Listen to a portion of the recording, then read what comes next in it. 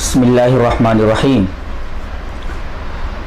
हिंदुस्तान के माये नाज ख़तीब और स्कॉलर शेख अब्दुल गफ़्फ़ार सलफ़ी ने मुझे फ़ोन किया कि फ़ज़ीलतुश शेख मकबूल अहमद साहब सलफ़ी ने नमस्ते की तरकीब में अस्ते का मतलब सर लिया है। चूंकि मकबूल अहमद साहब सलफ़ी ने संस्कृत ज़बान नहीं पढ़ी है,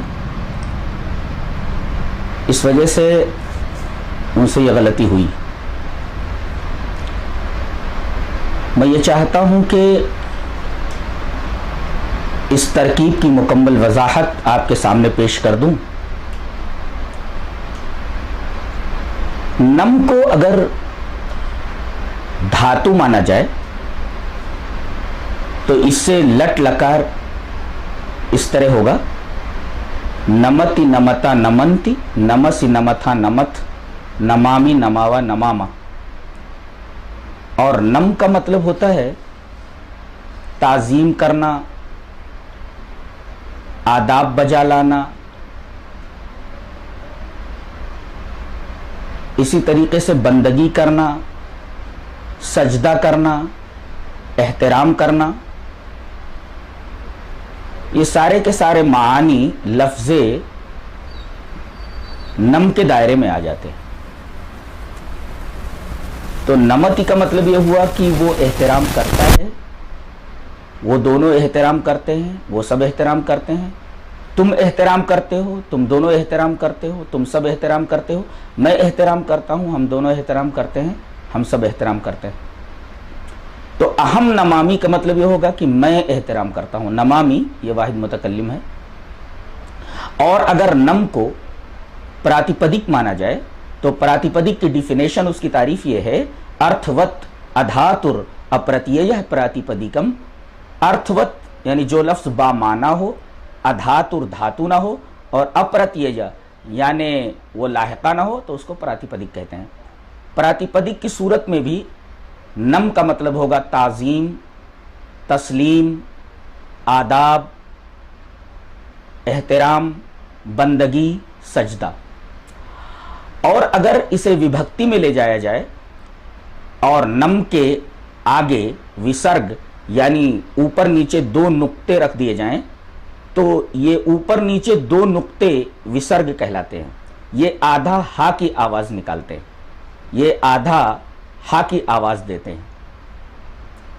तो अगर नम के आखिर में विसर्ग लगा दिया जाए तो उसका मतलब भी होता है ताजीम, तस्लीम, बंदगी, एहतराम वगैरह। अब अगर इस विभक्ति के आगे, नमः के आगे ते लगा दिया जाए, तो ते लगा देने की वजह से ये पाणिनि सूत्र विसर्जनी यस्सा खरी, यानी अगर विसर्ग के आगे खर हो, विसर्ग के परे खर हो, तो वो विसर्ग सा से बदल जाता है। यहां चूंकि विसर्ग आधा हा का माने देता है और पाणिनि सूत्र विसर्जनी यस्सा खरी के मुताबिक हम ये देखते हैं कि इसके आगे ते है और ता ये खर में है, जैसा कि